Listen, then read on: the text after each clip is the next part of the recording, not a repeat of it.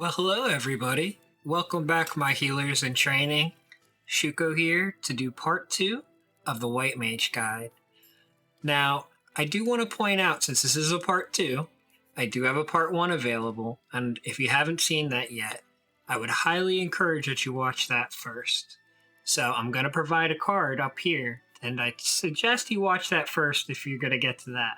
But I'm not your parent, so feel free to do whatever you want. That said, I just want to welcome everybody. Today we're going to be talking about a bit more advanced things in white maging. In particular, I would like to cover more macros, equip sets, sub-job tactics, and specifically Kursna. And we have a whole section dedicated to that because it is one of the most important things that a white mage specifically can do better than everybody else. Now that said, I do want to just say one last thing. While I am one of the players that plays White Mage very well, there are many players out there that have different styles and different ways of going about things. And that's okay too. I'm essentially showing you my way and the way I found success with the job. So you may occasionally find contradicting evidence or contradicting guides and things that may say different things. One thing I would point out before you take those too seriously is just to double check the date that it was written. If it was anything with 2 years ago or so, I would say it's outdated at this point. That would be before the era of Odyssey and Swordy, and even some Dynamis Divergence gear, I'd say, as well. A few things have changed since then. But there's still many pieces and stuff in these guides that are very relevant to this day. So that being said, let's switch over to Shuko so we can talk about a couple of these E-sets.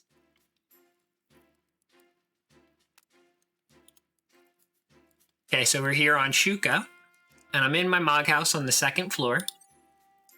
I just happen to like it how I have it decorated up here. I like my 1st floor too, but you know, it's a little more free up here.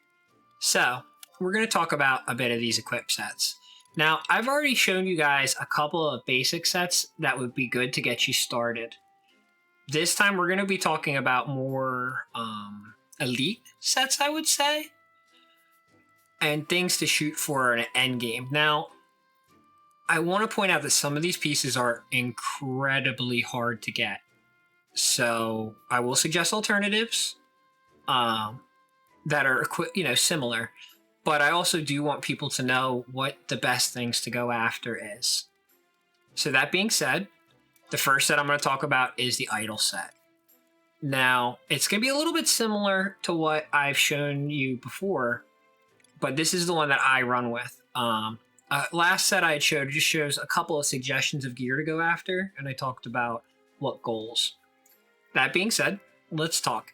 Now, the Yagrush I keep in my main hand for a couple of reasons. Sometimes I've actually had to pull out to melee. And white mages get a unique weapon skill called Mystic Boon. And that will fill up your MP completely if you hit a monster with it. So I like to keep my Yagrush around. And sometimes in lag, gear doesn't change over properly. So I've seen AoE. What the Yagrush does that makes it unique, and I said in the last video, is it turns all your Na spells area of effect. So sometimes if you don't main this, it won't go on in time for your stuff to hit. Now, granted, if you have a gear swap set up properly and lag is good, it might work better. With E-sets in particular, at least from my experience, in a high lag situation, you do occasionally come off some problems when you're trying to do things at 1 second speeds even. So I'm not quite sure how well it would work on a 0.1 second, but this has definitely been some highly debated things within the community. That being said, I do like to keep my Yagrush on as much as I can, but weapon changes are potent. So if you're going to not run that, I would suggest something such as the same club I showed you before with the domain points, or anything with refresh or minus damage taken. Be really good. Like, you could even get a Gata, and during a dark matter augment path, you could get lucky, get a refresh 2 on it. That could be decent. Now for shield, I have the Genmei shield. This has physical damage taken 10, a little bit of counter, successful chance of block. It's a very sturdy shield, and that adds 10 to my total. The Staunch Tathlon +1, damage taken 3. You could go with the NQ of this as well. Spellcasting interruption 10, resistance to status ailments. The key from this one is actually going to be the resist status ailments and damage taken, which is why I would use this over, say, the ammo from the Shinryu high tier battlefield. The Etalation Earring comes from Vagary. I might butcher some of these names, by the way. I'll try my best. And that winds up having magic damage taken -3 and resist silence +15. But the other thing to make a note that makes it decent is HP 50, MP 50. Over here I have the Eber's Earring +1, and I do happen to have an augment with it for damage taken -3. You can also get this through another earring in Unity that I discussed before. But if you happen to go through Sortie and you get lucky, it needs at least the +1 to be able to get this equivalent. And it can actually go up to +5. I just haven't gotten lucky enough to see that aug. Next up, the Loricate Torque. This has damage taken 6, Unity 10 to 15. If you're in the #1 Unity, you get the 15. And then with augments, it can actually get another 45 defense and spell interruption rate 5. The defense really being key here. A lot of times a healer is going to pull hate. I mean, even the best healers will pull hate occasionally. And if you don't have a defensive enough gear idle on, you're going to get killed in 1, 2, maybe usually 3 hits. So, especially in the newer content like Odyssey and Sortie, you want to be able to have a monster be able to turn towards you and strike you without being in too much danger. And we'll get into some of those advanced topics a little bit later about the different roles you may find yourself doing in battle. The next piece is from the Bunzi set. Now, this is an Odyssey gear set. It comes off of the tree and bows, and then essentially you'll get his key item, and you can buy these. They range from, when it first came out, I think I paid 7.5 mil per piece. No, I think it'd be about 5 mil per piece, I'd say. They've gone down. The more people wind up buying them and winning against the bosses, the lower the prices of the Odyssey gear. I would say if you happen to have gotten a Nyame unlock with a group or something, that also would work here. Bunzi just happens to be a little bit defensively stronger with more magic evasion and more magic defense bonus. So that'll make you a bit more sturdy than the Nyame would specifically. Now for body, I've talked about this before, but to point out again, the Empyrean body, and even at +3, which I haven't done yet, there's a lot of Sortie points you need to get to upgrade these pieces. But that would have Refresh +4, and it's the only piece that I'm aware of that a White Mage has access to with a stat that high. And it also has a high amount of magic evasion. So if you've already hit in your 50 damage taken cap, you can start to seek Refresh in the other slots. So in this case, I definitely seek Refresh on the body piece. Then for hands, another Bunzi. Same thing, high magic evasion, high defense taken, or damage taken. But another fun piece about the hands here I'd like to point out is they happen to have double attack 8. Now, White Mages aren't meleeing a ton, but when you do, this is a great piece to have one for it. Next up, these two rings are identical, and I talked about them in the last video. The Stakini ring is crafted. It's a goldsmithing item, high quality, and it winds up coming off of a gem from Original Dynamis, crafted in high quality, and then a separate craft. These can range from 10 million to 20 million gil, depending on your server. So I would not suggest going after these right away if you have better things to purchase, like the Bunzi gear. But they are something that all jobs benefit from, especially when you're using magic. And even if you're not somebody who has MP, the magic accuracy on these rings is incredibly high. Going down for the feet, Bunzi feet, same deal here. Your damage taken.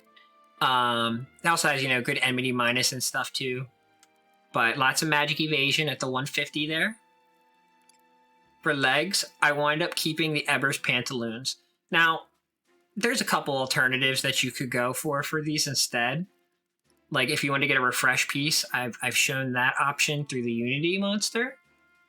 However, I think I've talked before about the lag and things switching. This pair of pants is the pants that restore your MP when casting Cure. So I try to keep this on as much as possible. And it also happens to have damage taken -12 once you get into the swordy stage with it. And that's just wonderful. This is a really great piece. But again, you could use Bunzi here. You could use Niame here. You could get creative, but this is what I would say is what you're working for towards an elite set. Now in the belt, I have the Fucho no Obi, and that has a little bit of MP, and the latent effect, refresh +1.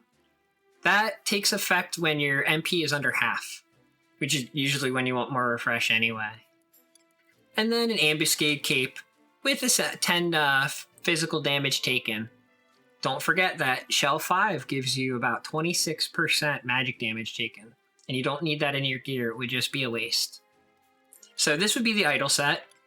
And the reason I would use this is I can take many, and I mean many hits without being in danger.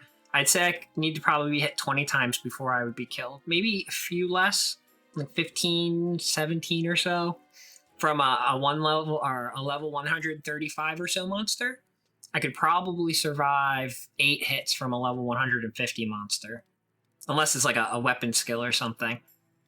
Also, using a shield, you would want to make sure you face the monster and turn yourself towards them, even if you don't move often on healer. It's something to be conscious of, that your positioning is going to be very key to your success. Like if you have a tank, for instance, and you pull hate, you could run behind them like this. They could cover you and easily pull the hate off of you. Or even just if a monster's facing you, face them, and you'll have a much higher chance of surviving just from your shield blocks, which wind up reducing even more damage. But all right, enough about idol. Let's get into the next set. The Cure Potency set. Now in this case, I wind up going into the SU3 club. Now this is a bit of an advanced choice, and I wouldn't suggest that you use this until you're much more comfortable with healing. Part of the reason being here is that you'll see it has Cure MP consumed plus 30%. Then it also has Cure Potency 20, Cure Potency 2 plus 10%. It is an excellent, excellent club. But you will burn through your MP quicker, even with the Empyrean pants. And you need to be conscious of that. If you're not using MP management tools like Convert or Sublimation, or you don't regularly carry elixirs with you, you will find yourself in a hard place in very long content. Next up, the Sword Shield. This has a little bit of Fast Cast Cure and Cure Potency. Sapience Orb in the ammo slot for Fast Casts. Loquacious Earring for Fast Casts. Mendicant's Earring. This one has Cure Fast Cast and Cure Potency. Or in Mila's Torque, this winds up coming from Meeble Murrows and has Fast Cast 5. Some of the older pieces of gear were never very clear with us how strong in that specific stat they are. You could find this on BG Wiki, FFXI, and probably even FFXI Wikipedia. But you can even test it yourself, and you'll see you get to cap when you get to 80, and that definitely proves that it has 5 fast cast. Next up, I wind up using the Theophany Cap. This is the artifact head. There's a couple alternatives you could do instead of this, such as the Vanya head, as I was saying before. This has Cure Fast Cast 7 with Cure Potency 12. So it's a slightly alternate from the Vanya. It depends on, specifically if you're getting to your 80 Cure Cast time down and your 50 Cure Potency 1, and then from there you're fleshing out other pieces. The Eber's Bila is the Empyrean body, as I was saying before. In this case, though, we're talking about the Aphylitis Solus, plus 16. That's going to wind up making the stone skins from those cures even more potent. The Theophany Mitts is the handpiece from the artifact set, and this has Cure Potency 2 plus 4%. And so since I've already hit my cure cap on other pieces, the healing magic skill and the Cure Potency 2 is going to wind up boosting even further. Stickini ring I have. And here in this case, you'll see how it says all magic skills plus 8. I like that. That winds up raising my healing magic skill and winds up raising the potency of my cures beyond what my other stats could do. However, and I'll probably put this up on the screen, but there's the Naji loot from the Voracious Resurgence mission line that has cure potency 2+1. That would be an alternative here. Or the Seekers of Adeline ring also has cure potency 2. So those would be great alternatives to go in this slot, especially if you can't afford these yet. The Kakius boots, and in this case I'm using the normal quality, and this has cure potency 10. And to top it off, let's get down to the path augment here. I picked D, and that has fast cast 3 and cure potency 5. So that puts it to 15 with just an inch more fast cast. In the legs, I've already talked about these legs a bunch, but just as a reminder, healing magic casting time -14. And that's huge. Even when you get it to the 109 stage, I believe it's 10 or 11. And so this is a very great fast cast piece for your cures.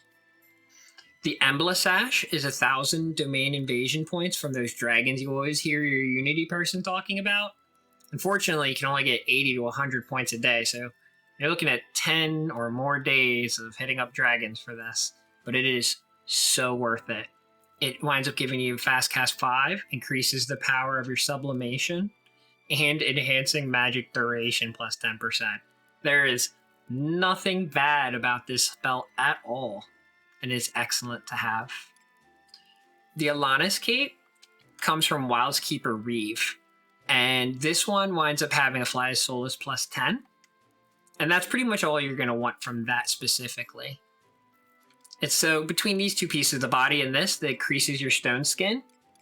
I have a club and hand piece with cure potency 2, lots of healing magic skill, and enough cure potency to get to 50. So this is what I would consider an extremely elite curing set. You find yourself around 65 or 66% cure potency. Very low enmity down, so you don't pull hate as often. And it's strong.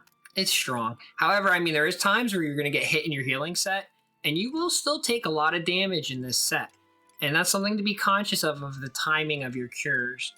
So an example of this I would give is, if you're being attacked by a monster and you pulled hate, let's say every single person is dead except for you, and you're just casting a cure stone skin on yourself to keep yourself alive. That works, and you can stall. You might even be able to get a couple bodies up and recover if you're very quick on your feet. But you want to time it properly, because if you time your cure when the person hits you, you're going to kind of defeat the purpose, and you'll take a lot of damage in this set. So you want to try to time it so that you get back in your idle set before the monster hits you again with their auto attack or weapon skill or whatever it be. We're going to skip the Curseness set. We're saving that for last. The Bar Spell set is pretty similar to, I'd say it's pretty similar to your Enhancing set with a couple variations.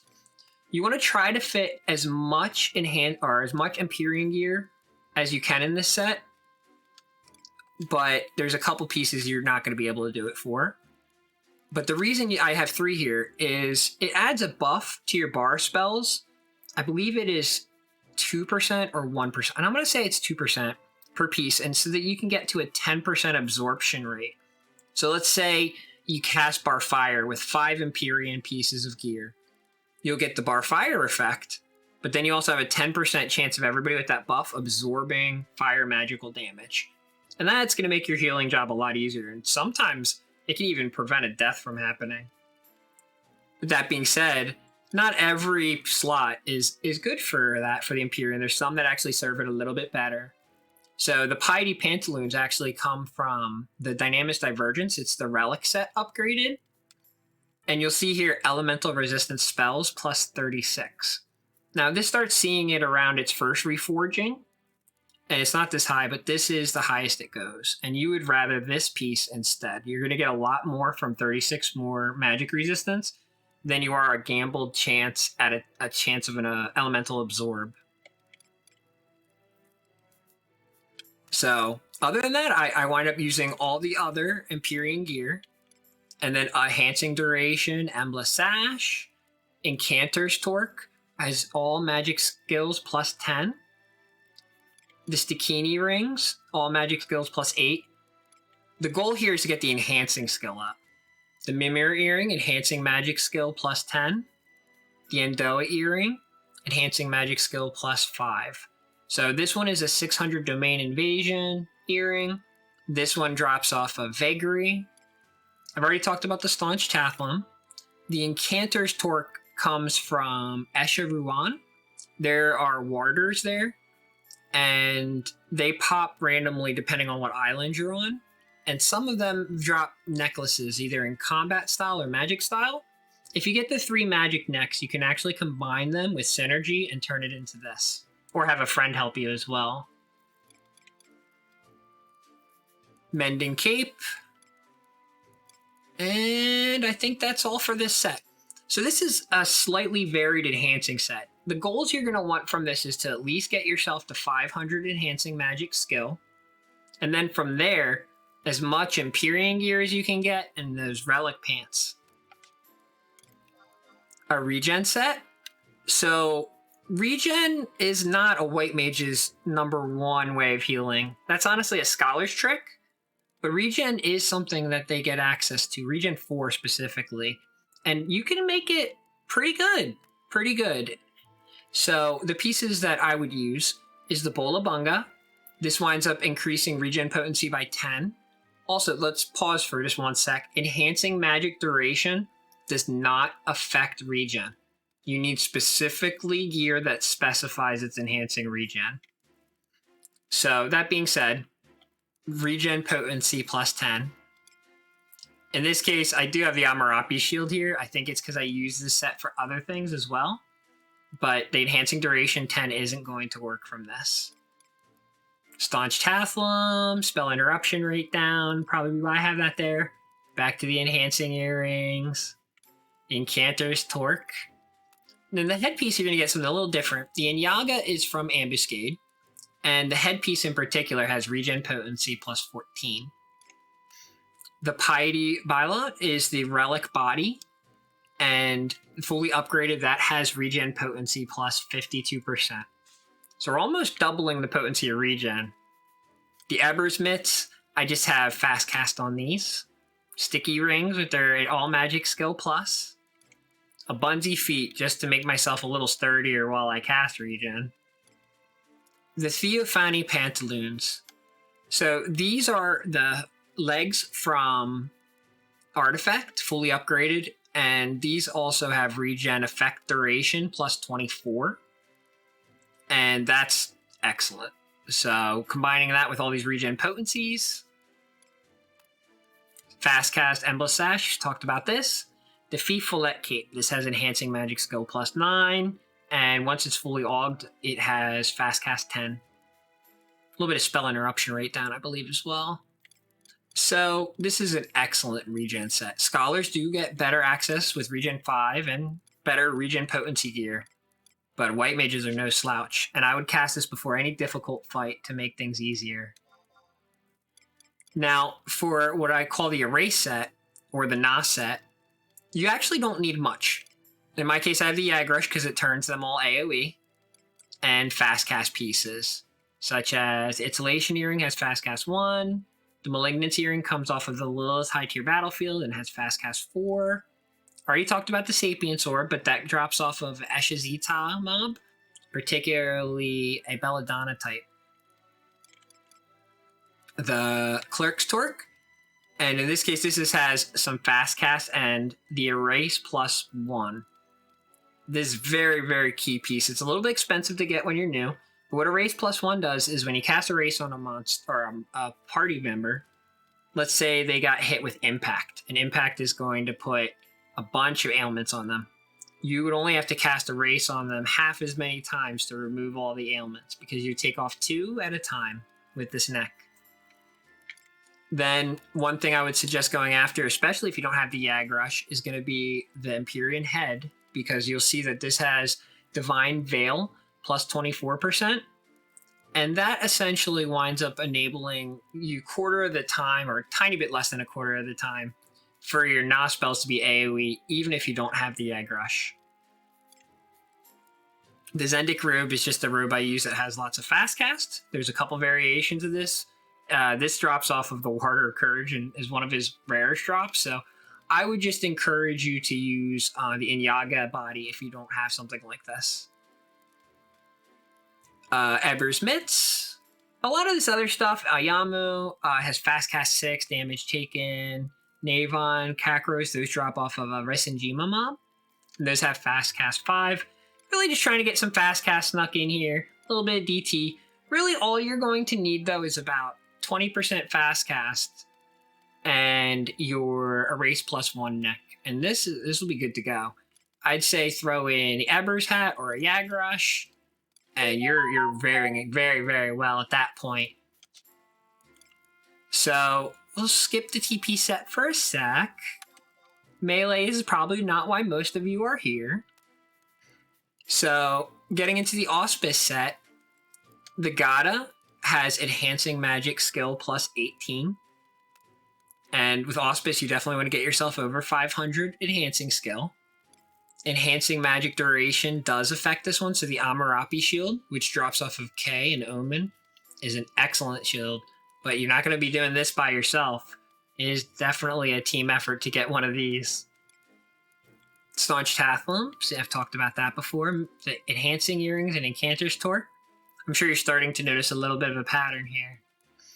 Now, the Befouled Crown drops off of Vagary, and the reason I have it in this slot is because of the Enhancing Magic skill. Then from there, Telchine, and I've talked about this in the last video, these can all be augmented to have Enhancing Magic duration. And it can go between 1 and 10%. I tend to, well, if you get anything 8 or above, I tend to be happy with it. One of my pieces, or 2, I think, actually got the 10. But that could take a long, long time. The Eber's Feet have Auspice +17, and I believe the +3 has Auspice +19. With a little bit of damage taken and a lot of Enhancing Magic skill. We've already talked about the Sticky Rings, all magic skills again. Emblem Sash, and Fifolet Cape. So you're already pretty familiar with a lot of these. This is a couple small variations to this set to make it a more effective thing for Auspice. Auspice essentially winds up having Subtle Blow on everybody, and this makes the monsters use less TP attacks, so I cast this before any difficult fight. Now, if you're just fighting a bunch of trash mobs through a Dynamis event, which lasts like 2 hours long, I would not bother with this for the entire 2 hours. I would do this before any of the NM types that are fought, such as SU5 Weapon Holder out of Circles, or the final boss of Dynamis Divergence. That said, that is the Auspice set.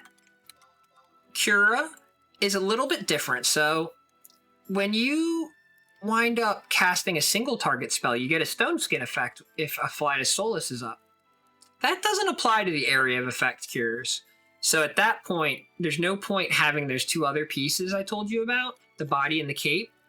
They aren't going to do anything for you. Now, in the case of the cape, you can still program them, but yeah. So what we're going for here is we're looking for still getting to your 80% cure fast cast and as much cure potency 2 as you can get.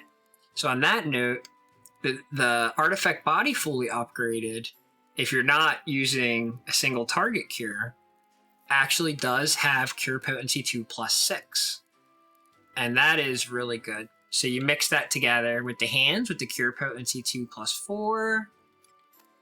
Make sure you get those MP restore pants, because now you're healing multiple targets. You could actually start to restore your MP with a cure, if assuming it actually heals people for a lot.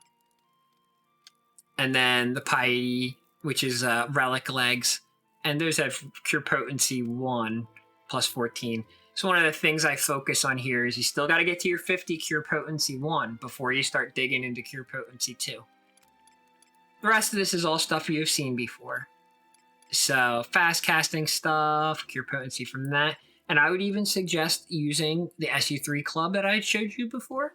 or other type of club. In my case, I do believe I keep the Yagrush on for this E set in case I'm TPing. I don't want things to lose. I don't want to lose my TP essentially. Now, White Mage Fast Cast set. This, I do have a Universal Mage Fast Cast set that's very similar to this, so we'll just go over this quickly. The Nati Ra hat drops off of Delve and enhances Fast Cast, means Fast Cast plus 10. You could also use the Vanya head, like I was telling you guys last video. Same effect. You're just using this for the Fast Cast 10. Cleric Torque. This I have set because it can end up being augmented. See, up to, I believe the plus 2 even goes further, like to cure Fast Cast 7. But it's not, there's other things you could do, like the other deck I showed you with the Fast Cast 5. Lokisha Earring has 2 Fast Casts. Malignant Earring has 4. Rare Earring, or Rare Ring rather, has 2. And the Kishar Ring has 4. Now, this drops off of an Omen mid-boss. And it's very useful to have, so if you ever see one drop, try to get your hands on one.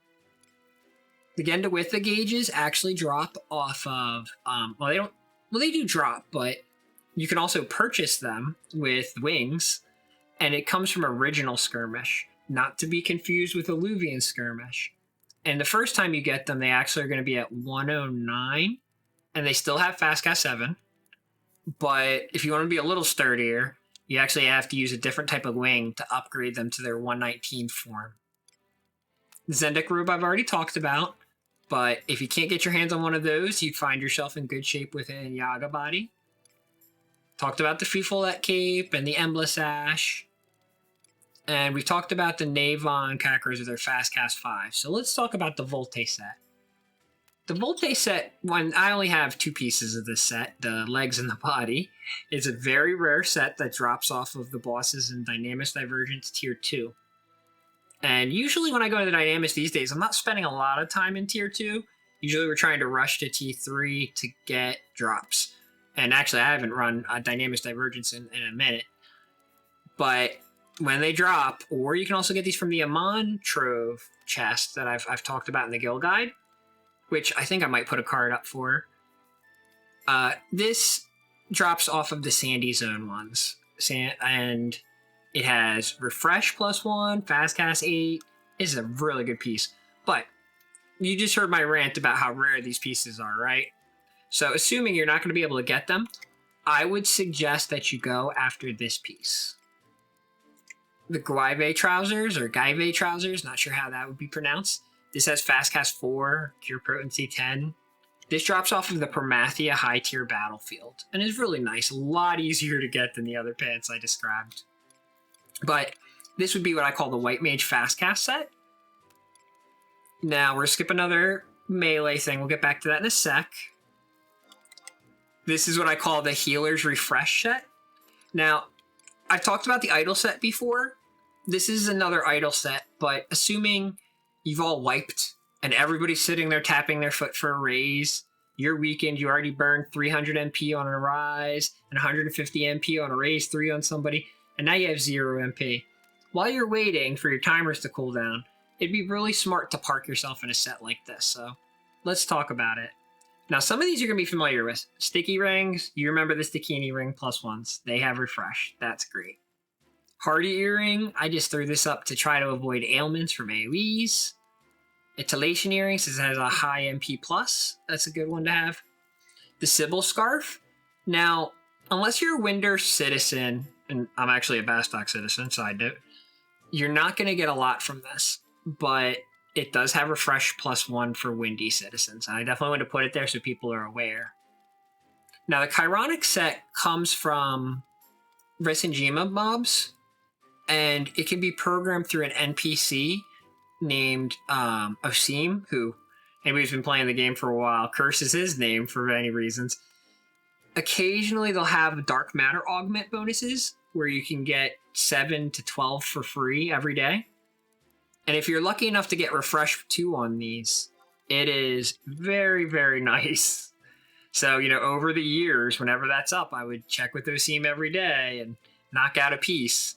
And then be like, all right, time to get the next refresh too. And sometimes that would take a month or two. Sometimes I get it right away and be like, wow, thanks, bud.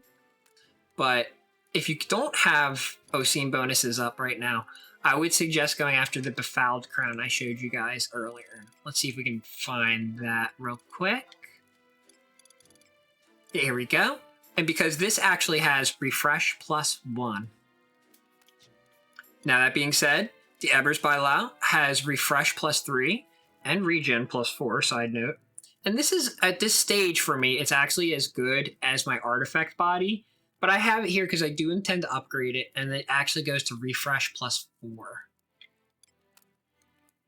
Now the Chironic Hands, in this case, same deal as before what I said, refresh +2. So when you get lucky enough to knock one of those, that's a really good place to be. Talked about that. Chironic Slippers. Refresh +2. So yeah, this takes a long time to work on these. And honestly, my refresh, or high speed refresh that I would call this, was a lower priority for sure. The legs, same kind of deal here. Refresh +2. Now, if I'm assuming again, you wouldn't be able to get all these. So thankfully, the leg slot does have another accessible item. And I've shown you guys that already in the UNM from Babiki Bay, the F fight. And that can get up to refresh +2 as well, especially if you're in the #1 Unity. So that's an alternative you could go after for that slot. We've talked about the Fucho no Obi from Delve already. And an Ambuscade Cape. Not anything on capes with refresh yet, unfortunately.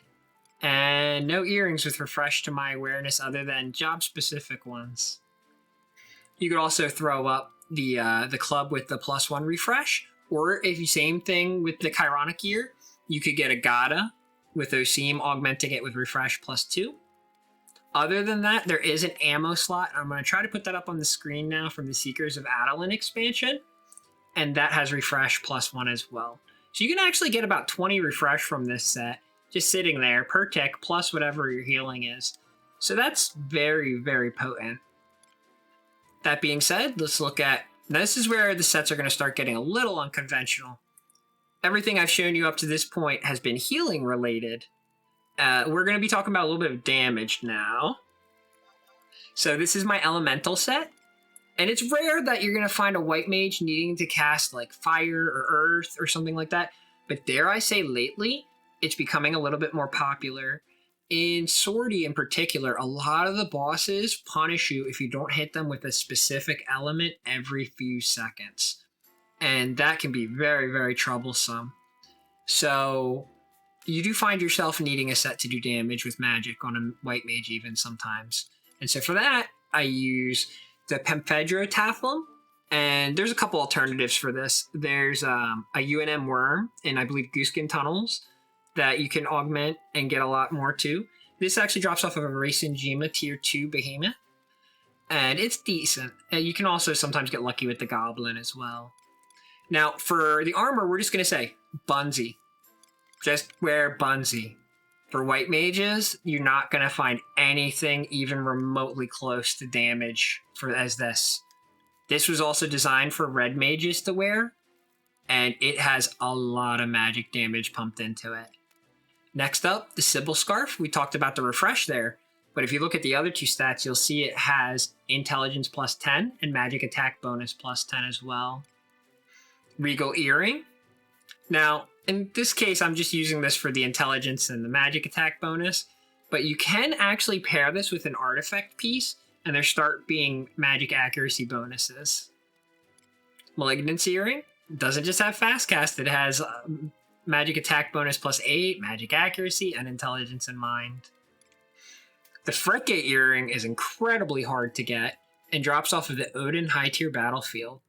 And that you'll wind up seeing, oh man, I must have fought him 100 times before I saw it. But it is very worth having. Now, the Shiva ring +1 is a crafted ring, and this has intelligence +9, magic attack bonus +3. I'm actually going to go over to an alternative too that I think you could pursue. Let's see if I can find it here. Here we go. The Metamorph ring is a unity ring off of the Garbage Gel. Or actually, no, not the garbage gel. I'm mixing that up with the other ring. This is from the Malboro and Yatunga Jungle. And it converts HP to MP. Intelligence, Mind, Charisma +6. But then when you look at the augment, you'll see Magic Attack +10 and another +10 to the attributes. That's massive. So depending on your situation, you're going to get more from this ring than you would the Shiva ring. But since this set I have is specifically for magic damage, I'm going to stick with the Shiva ring. Now, for capes, there's a lot that you can talk about here. You could program an ambuscade cape specifically for magic damage. Personally, I don't like to make too many ambuscade capes. It starts to get very problematic making sure that things with the same name change properly, even whether you're using equip sets or gear swap. And also, when you're playing a lot of jobs, or you may not want to have to pay extra sub for more inventory space, you start looking for things that are good, maybe not the best, especially since it's not your main role, but still aids in it. So the Izdubar Mantle is 100 domain points, and it's an all jobs cape that has a little bit of magic accuracy and some magic attack bonus. So I use this, but you could use an ambuscade cape, and there's a couple other alternatives. Now, the Eshin Stone on the waist winds up having magic accuracy 7 and magic attack bonus +7. This drops off of a T3 and Esha Zeta, the behemoth there, and it's actually a very common drop. And since it's all jobs, I highly suggest any job get this piece. Now, an alternative that you could do for this is the Sea Obi. The belts from there, they're called the Elemental Obi set. And when it's finished, you get all 8 of them. You can combine them into the Hachirin no Obi. And I'll try to put that up on the screen now. It's a lot of work. You have to kill a lot of monsters in the Chains of Promathia final areas, but it is very worth it. I've already talked a little bit about Cure Potency and how that can, well, actually, I haven't gotten into that too much yet, but we will. And with elemental damage, you can actually put weathers on yourself as well. So, like, let's say you're fighting Ongo and you want to make earth damage better. You can actually put up a Sandstorm. Not Sandstorm 2 like a Scholar, unfortunately. But you can put up a Sandstorm and increase your earth damage and everybody in the group's earth damage. So in those instances when you have a weather effect present, or if it's even, you happen to be fighting it on the matching day, like let's say it's Earth Day in this case, the Obi from C is going to be way better than this. But this is a lot easier to get. So things to keep in mind. And then, yeah, Bunzi. Okay, so that's the White Mage Elemental set. The Dark set is pretty similar, but there's a couple pieces different, and we'll talk about that. Same ammo, same earrings. The neck, the Air Pendant, you'll see here that Drain, Asper Potency +5, Absorb Effect +5, Dark Magic Skill +10 is a key one to look for there, and Magic Accuracy +17. That's actually really good. Now, this piece is where a lot of rookie players are going to not understand. And so I'm going to try to explain this to you guys. You see that this item, the Pixie Hairpin +1, has item level 118. It's one level below what most modern gear has. 99% of the time, you would never want to wear a piece like this.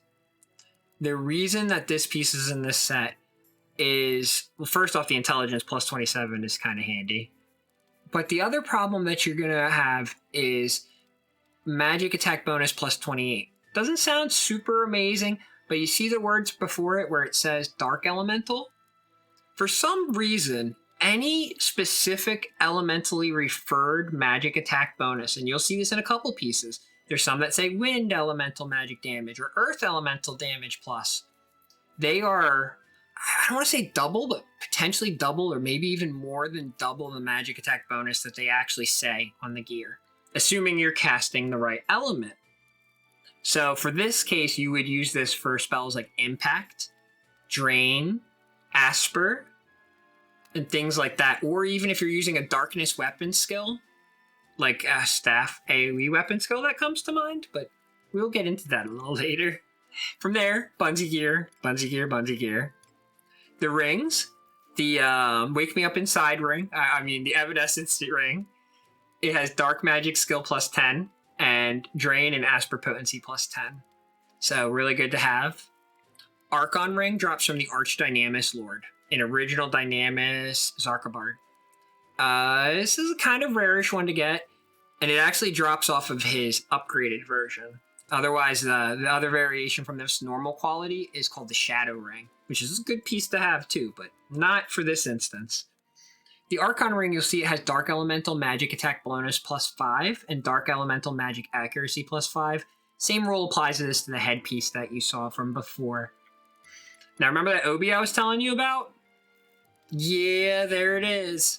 The other perk I forgot to mention earlier is it does have a chance to give you a free spell. 1% proc. I rarely notice it proc, but it is a thing. And then same cape as before. Next up, I would point out, is the Enfeebling set.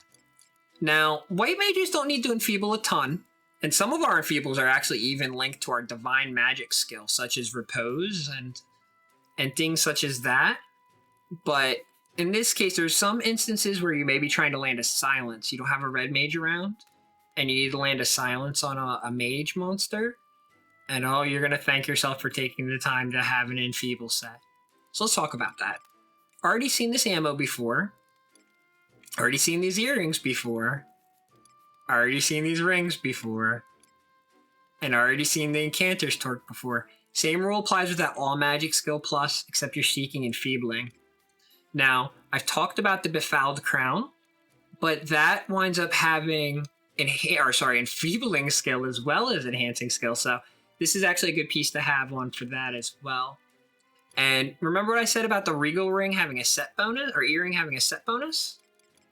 Well, there's an artifact piece.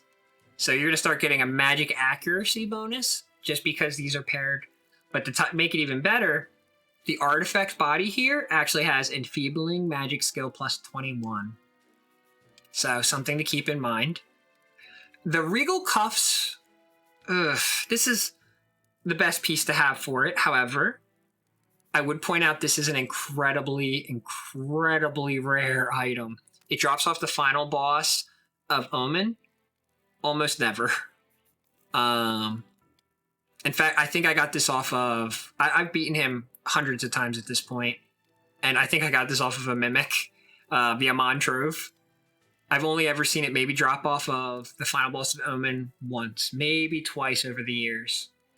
But if you get it, the reason it's wonderful is because it has Enfeebling magic duration plus 20%, meaning like a sleep you could land from Sub-Scholar or Black Mage, or the Silence and other things will last just a bit longer.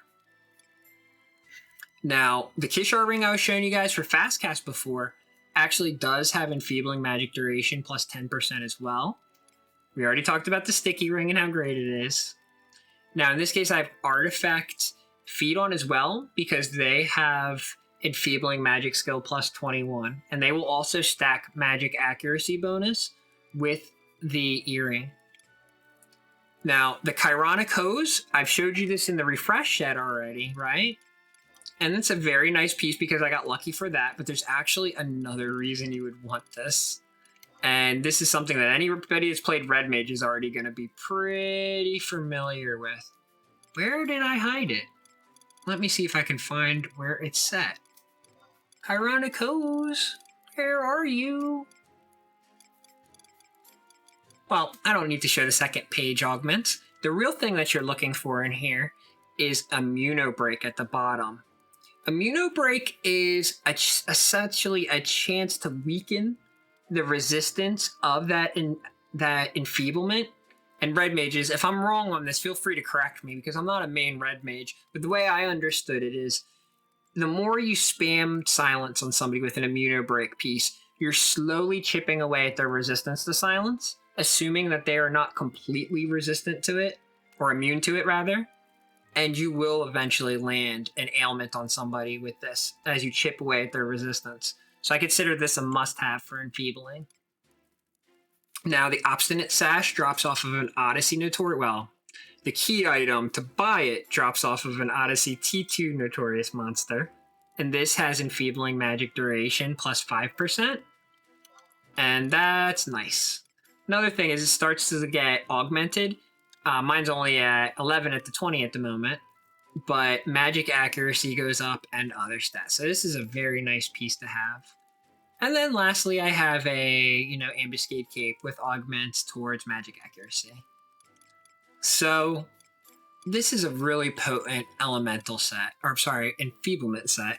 And you're going to find yourself sticking those, say your sub red mage, you could bind, or even with a sub scholar, you still be able to silence, slow, addle people.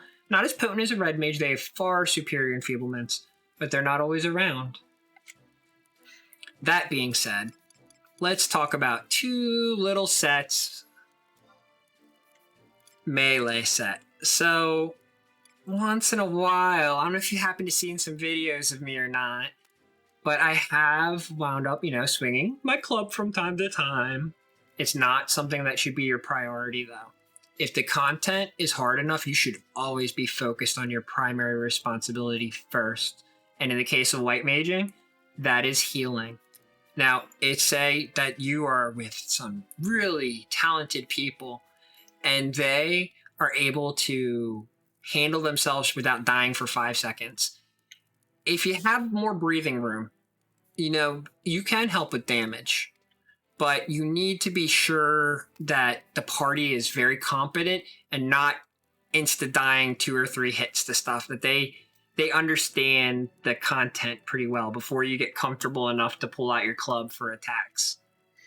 Now, that being said, the Yag Rush is obviously an excellent choice, but assuming you're not crazy enough like me to go after a mythic, I would suggest the Ambuscade Club.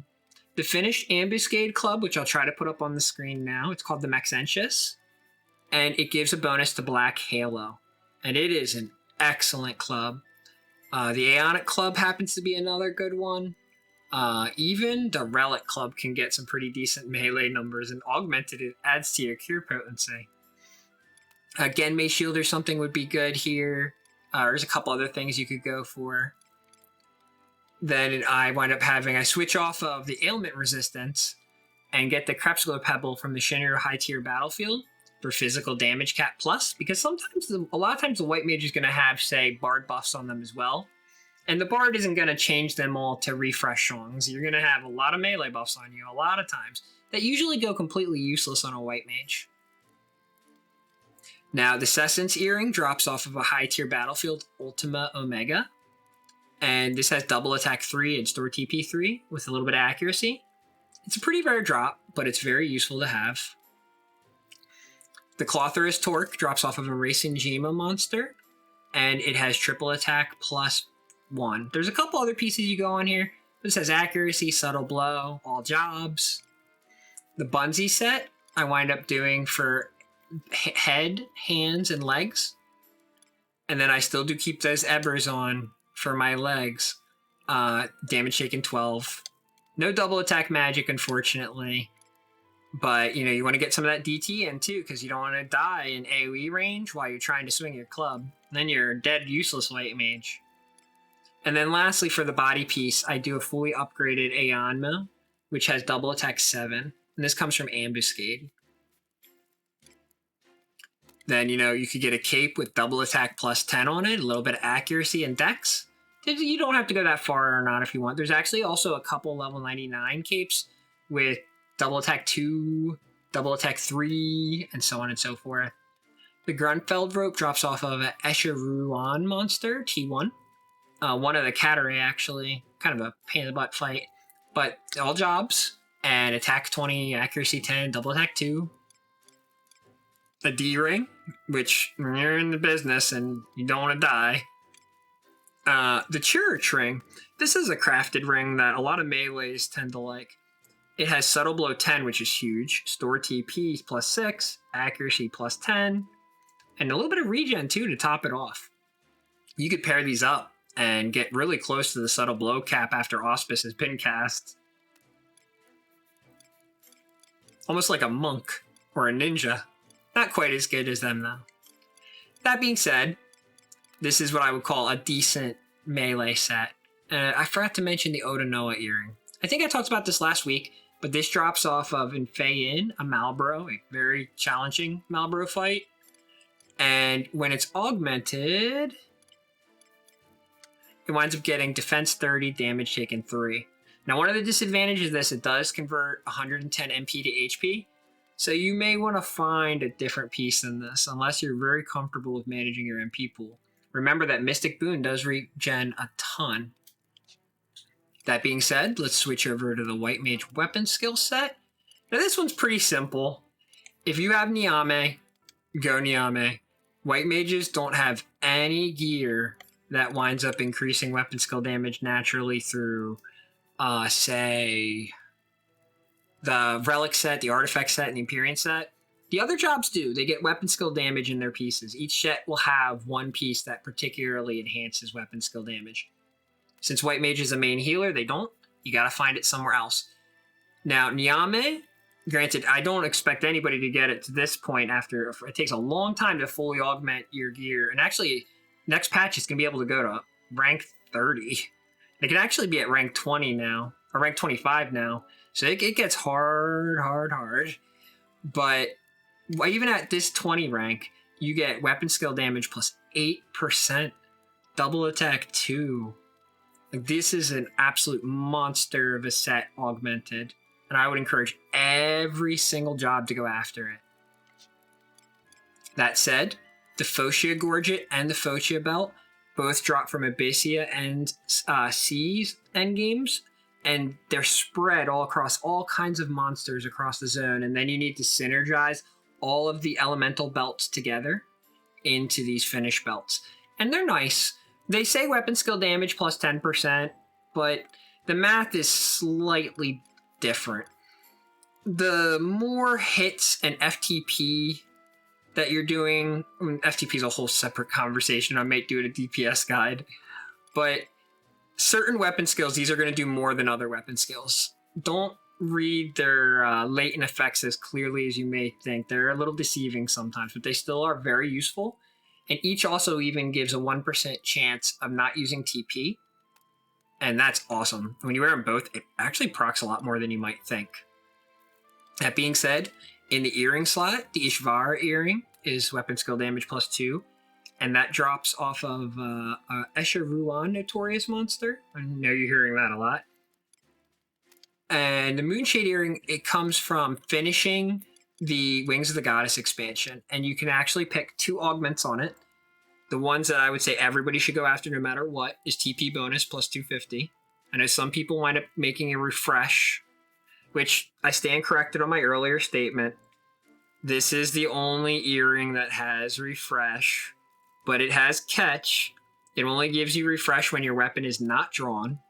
And why on earth would you want that when you can get TP bonus 250?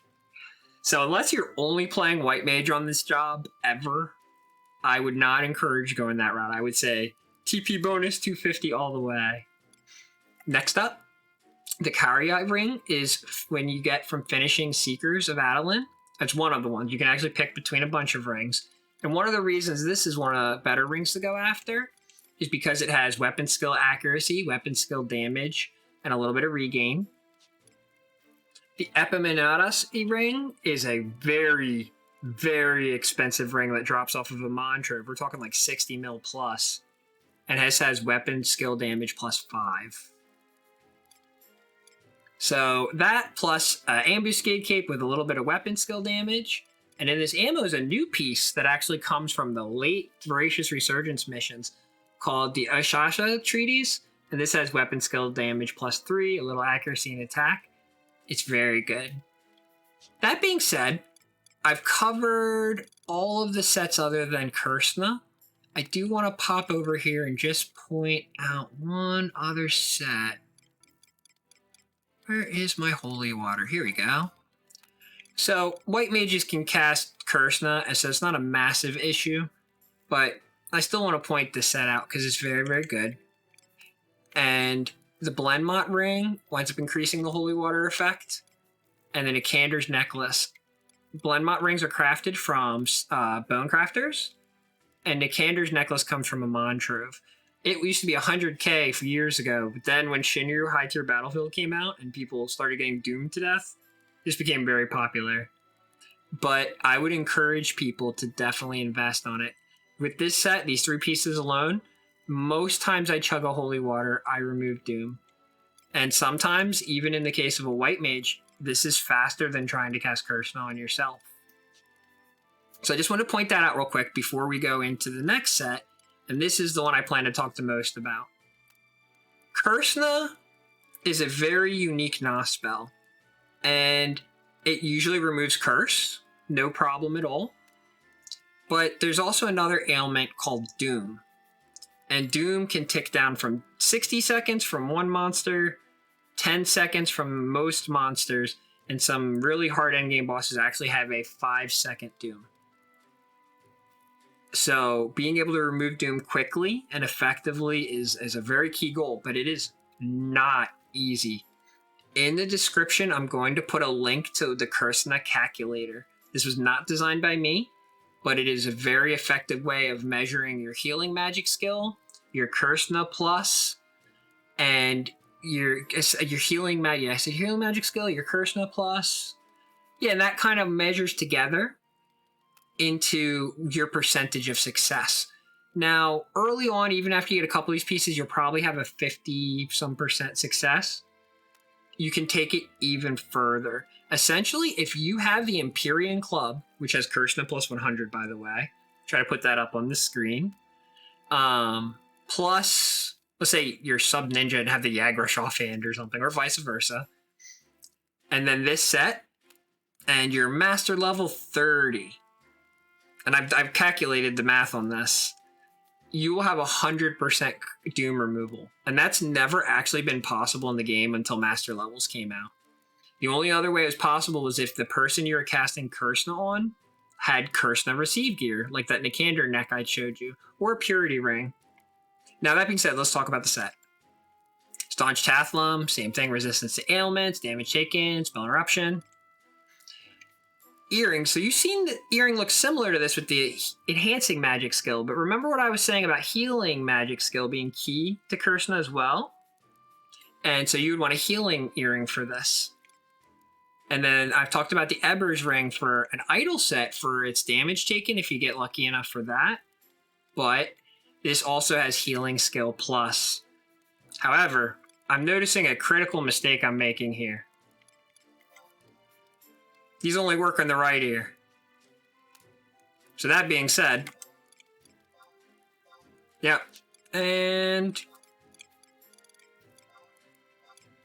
see, you're all seeing me fix my set while I'm teaching you. Shows that you shouldn't be taking my advice. No, I kid. But yes, the earrings that come off of Swordy actually only work in the right ear, and that's so you can't double up. Next up, the necklace. The Debilis medallion is, I believe, a Walk of Echoes item. And if not, it might be crafted, but I'm pretty sure it's Walk of Echoes. You can buy it from the auction house. There's an NQ that's much more affordable and rarely in the auction house. And then there's this one, which gets a little pricey. I think when I got it, it was like $1 mil or more. But this has a Kursna 10, or Kursna plus 10, even though it doesn't say. Next up, I wind up having the Eber's cap for its Divine Veil chances, which makes, the Kursna AoE.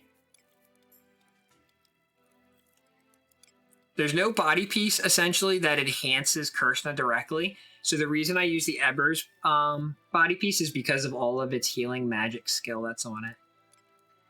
Next up, the Fanatic Gloves. These actually drop off of Sinister Rain and have Kursna plus 15. And then, assuming you're blessed enough to get Perfect Augment, you actually get 10 more healing skill out of them. And actually a lot of fast cast too for this handpiece. But the healing magic skill plus the Kursna works together really, really well. Menelus ring is an Montrove ring. And it's pretty expensive. I'd say it's 1 to 3 million gil. And has healing magic skill plus 15. Kursna plus 20. Even a little bit of cure potency. The catch to this one would be that it has fast cast minus 10%. Now that's pretty easily overcome with other fast cast gear, And you also remember what I said last video about Divine Benison giving you about 80% fast, or 80% of the way there towards your fast cast cap once you have, you know, some job points and things like that. So you actually don't need a ton of fast cast for this to cast at the quickest speed. Next up, the Howler's Ring, and there is an NQ of this as well. And this has Healing Magic Skill +8, enhances Kurshna effect, which I believe is a 10 as well. The NQ is 5s for the necklace and this ring. So when you know you're adding up the Kurshna calculator. Next up, I have the Vanya Clogs. Now, there also is the Gendawitha feat, and those have Kurshna +10. However, the Vanya Clogs have Healing Magic Skill Plus and Kurshna +5. And then once you augment them, you can take them down Path B for another 20 Healing Magic Skill. And this is going to wind up being more potent than Kurshna +10. I've run the numbers on this, and I promise it. I know it seems weird, but it is. You get more success from Vanya Clogs than Gendawitha feat. But assuming you can't get the Vanya Clogs, you could go after the easier to get Gendawitha feat to start. Next up, the Artifact's Legs. You've seen me talk about these for the regen set, but if you happen to notice while last time I put them up, you'll see Kurshna +21, and that's incredibly potent. So that winds up combining with all the other things, and you can take things further. The Bishop Sash, it drops from, I believe, Abyssia mob, and you can also get it from the auction house, and this has Healing Magic Skill +5. There's no Kurshna plus piece in the belt slot, so what you're really seeking is Healing Magic Skill, and that's going to be very, very effective for you. Next up is the Alanis Cape, and that has Kurshna +25. So between all these pieces, and the things I described before, assuming you don't have the Empyrean Club, this would be about 78% successful or so at Master Level 20. And then once you get the Empyrean Club, you could actually get this to 100% Doom removal rate. And for things that are 5-second ticks, you want to try to make sure you take it off as quickly as possible. So, I know, are you all still with me? This has been a very, very long recording talking about White Mage sets, and we're still over an hour now. We have a little bit more to go over, so bear with me. Now, next up, I would like to talk about the macros. Now, I've already shown you my main page, so we're not going to go over that again. But Nas on the bottom, non-enhancement, curing spells, some emergency stuff. Going up one page. Now, I try to keep these within 5 pages or so. If they start to get too complicated, you could get lost in your macros when you need to be curing somebody immediately. So you don't want to make these too complex. So if mine seem too complex for you, start with something smaller and then build from there as you get the muscle memory for it. But here's a suggestion of how to go about it. In my up pages, I wind up having more buffs, and in my down pages, I have more aggression. So going up, I have all my bar spells, right, for each element. Regen 4, Aquaveil, Blink, and Stone Skin. And with your Sub-Scholar, you can actually AoE these. And then the bar spells are already AoE. Then underneath the bar spells on the other page, I have the ailments, going all the way to Bar Blind from Bar Amnesia. And then I happen to have Sacrifice and Asuna. These are 2 Na-like spells that you find yourself using in specific situations. So I like to have them close by. And I talked about those a bit last week as well. Then going up another page, I have the boost spells for each attribute. Ice Spikes because, you know, a Sub-Scholar does get access to that. Phalanx in case you're Sub-Red Mage. Refresh in case you're Sub-Red Mage. And then the Storm spells for each element, and Sneak and Invisible. From there, this is a melee page, which, you know, it's a thing. I like to have, you know, Mystic Boon, Black Halo, Realm Razor, Seraph Strike, which can get really, really high damage with the Lilith Club, by the way, hint, hint. Remedies for chugging, Kurshna, Race, just as Utsusemi spells. And then one difference I'd point out in my cure macros for a melee page, since my weapon is drawn, I do have to use an ST macro to target my friends. which is a little bit different than just using a /T and targeting them through the system normally when your weapon isn't drawn. We won't talk a ton about this melee set, but above it I have a couple nods, a couple ailments, my 2 hour. We're going to move down back to my main page, and then going down you'll see I have the ailments. So Dia, Paralyze, Silence, Slow, Addle, Impact if you have the cloak for it, Banish 3, Holy 2, Flash, which is very useful, but you shouldn't be using it a ton. It's a tanking type of spell, but it can save your life too. And then Repose is a light-based sleep. Then up here I have a few buffs. Haste, Auspice combo. Now I have this also put Aura Storm on me. This is because Aura Storm plus the Obi for curing winds up increasing your potency a lot past the cap. So it's worth having this up, especially if you're in double darkness or single darkness weather areas like Dynamis or Odyssey. Buff main. This is a pretty simple one where I make sure that I have a Flight of Solace come up. I go into my enhancing set, and then I cast Protect and Shell and a Boost Vit, because Boost Vit winds up making everybody more sturdy. If somebody wants another boost spell, I can always change it up after. Re-raise 4. Very key to have this. And I actually do switch to a quick cast set for this, which is more universal for mages. Remember I said last week you could get 10% of this? You really want your raises and your quick casts being at that. Protect 5, Shell 5, Shell Ra 5. Now the reason I have a specific one for Shell Ra, even though you saw the buff main, is Paladins can actually cast Protect stronger than anybody else now. So if you have a Paladin tank, you may want a separate macro to not cast Protect. Suggestions. Sancro Sanctity, Asylum, and Benediction. So these are the 3 job abilities White Mage gets. I've talked about those last week, but I have them down on this page for my panic buttons.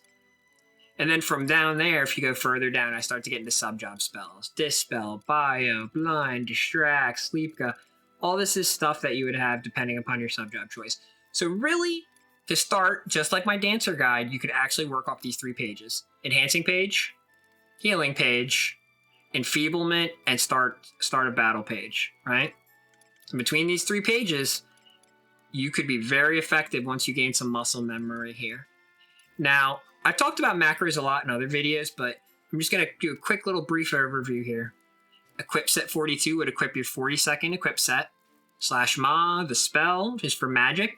If it's 2 words or there's numbers after Roman numerals, you do have to put them in quotation points. Then your target has to be in carats. So if it's just the thing you're targeting, that's /T or carats T. ST is select target.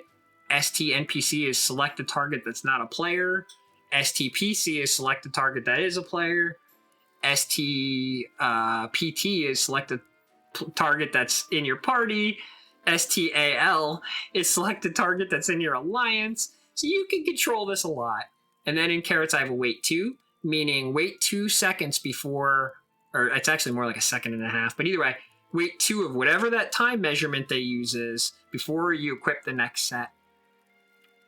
And this can be done with a lot of things. It would just be like you're switching to your enhancing set, cast a spell, and you would change the wait timer to be as long as the spell takes to cast. So let's say you don't have a ton of fast cast like I do, you're starting off. You want to make sure that that set is on for the whole cast and then switches back to your idle set. And one of the ways that you can do that is by having an equip viewer set up to see if your gear is actually where it needs to be, when it needs to be. That being said, that pretty much covers the macros and all the E-sets I would suggest using for elite tier White Mage. The other thing that I would talk about here before, I think that we've been going at this for a little while, so I'm going to try to wrap this up, but one last thing I wanted to talk about is sub-jobs. Now, I did briefly go over Scholar before, and was saying how this lets you area of effect a lot of buff spells, anything essentially that a Scholar could cast naturally. And even a few other things, honestly. Red Mage is another good choice because you get Convert. You wind up getting access to other things such as Bind comes to mind. Flurry for ranged attackers. Flurry 1, unfortunately, but you know, You even get access to refresh one. So there's a few reasons to sub Red Mage, but I would highly suggest subbing Scholar for most things. And then we talked a little bit about Black Mage. A few other unusual subs that you'll find a White Mage doing would be sub Ninja. There is some instances like Odin comes to mind, or anything where you're not feeding. You can't afford for the monster to hit anything even once. We call these 0 TP strategies.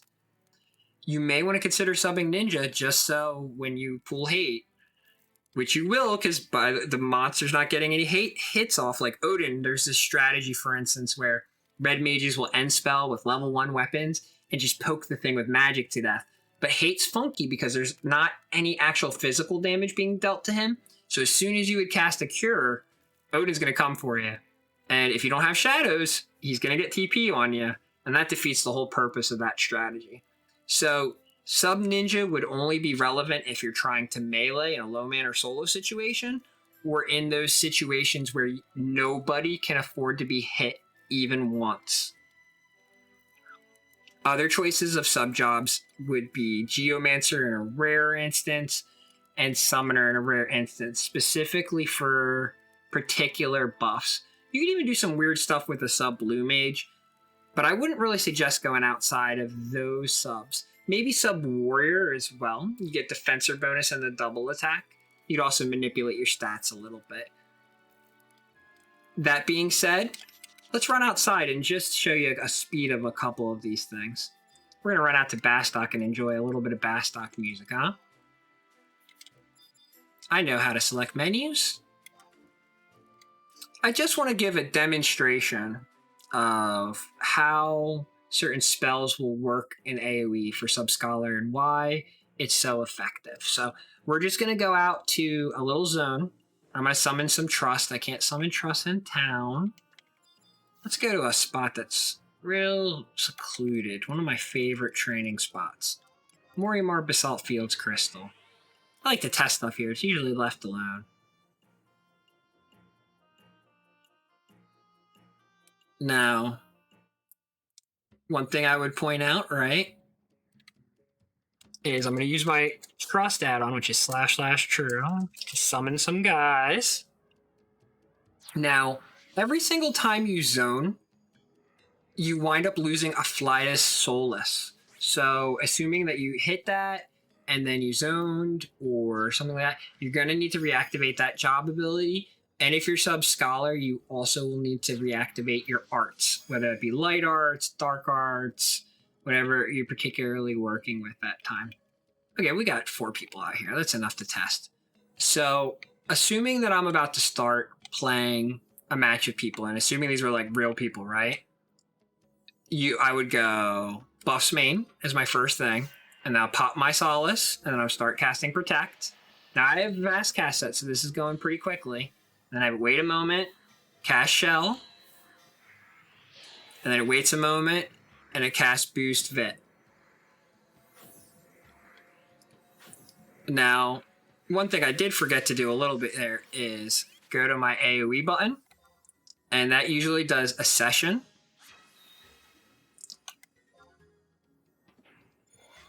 Light Arts. Oh, I don't have enough points for Slivy. A new week. I haven't done a lot of Unity Concord points this week for sure with the holiday. That's easy enough to fix. But anyways, so once you have the Light Arts and Fly Solus up, you'll see I have an Accession burning too. So the first spell I would usually put up on people is something that lasts a long time, like a Stone Skin. Now this can be a session, right? Assuming your party is full health already, and you're running around and your MP's looking good and nobody's hurting, AoE Stone Skin usually will protect people from about 600 to 800 damage and saves your time a lot. So that's one. Another one that I like to do would be Aqua Veil. Aqua Veil stops me from being interrupted, and it's also very useful to land on ninjas, paladins. I mean, even Room Fencers could appreciate it, but they could cast it on themselves. And mine with the Enhancing Duration set lasts for 15 minutes. 40-some minutes on these. So when you're in proper Enhancing Duration sets and stuff, you're going to get longer durations from this stuff. And then lastly, the last one I would cast right before they run in is regen 4. And that lasts a little under 4 minutes. Oh, yeah, I forgot about Auspice as well. But Auspice, regen 4, and then I'd be like, go guys, go! Maybe put up an Asylum or a Sanctuary Sanctity, and then they would run in. I'd aim myself towards the monster and get to my cure page and just get ready to start healing and removing stuff. So that would essentially be like the opening strategy for that.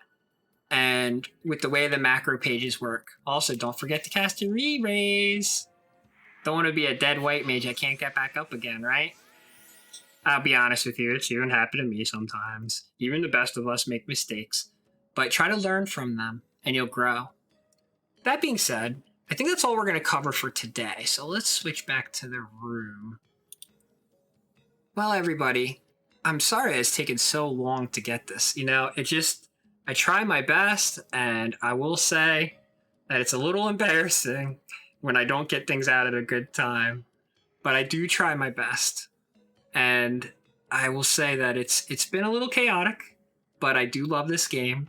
And I want to teach people and help make them better so that it's more accessible for everybody. Because, you know, this game, some people call it the hardest MMO of all history. Some people say it's EverQuest. There's some other people that may argue others. But I'm essentially trying to make it more accessible to everybody by teaching, you know, more basic forms of this. But, I mean, if you've managed to listen to this for an hour plus and the other guide for almost an hour, you've listened to 2 hours of content to learn a healing job. And I just got to say, if you've made it through all this, it's impressive. And I hope it helps you a lot. And I hope it helps make you a better player. And I hope I didn't give pointless information or was confusing. I essentially wrote a lot of notes towards this and tested a bunch of different things. Asked a lot of questions about people would like to hear. And there will be a part 3 to this, but it's not going to be as big as this one. This is the meat of the guide here. Then the next video, we're actually going to be doing essentially like a reaction video of sorts, where I bring in some of my favorite instances of healing, and I talk about what I did and what's happening within the fight. And I think that that'll pretty much finish the White Mage guide for me once we get to that part. I'm hoping to have that done by next week. From there, I was thinking Bard guide, maybe. It's another job I happen to be good at. I know Funkworks just updated the Bard guide on BG Wiki. So if you're more into reading, Funkworks has been playing Bard much longer than me. But I've been playing it for a couple years now. I'm not terrible. I'm probably nowhere near as good as Funkworks, but I could give a more visual demonstration in the game about how to play the job instead of a text guide. So maybe I'll do that next. The other thing I would say is I am playing the new Pokemon games, and I like them a lot, even though they're a glitchy mess. And a lot of my people in my link shell that are still around and stuff, they're playing too. So we slowed down a teeny bit on 11 while we're in the Pokemon fever. And maybe I might even do a review of that or maybe some Pokemon content. I'm not trying to become a Poke YouTuber, though. I definitely like this game better. I played Final Fantasy a lot more years than I played Pokemon.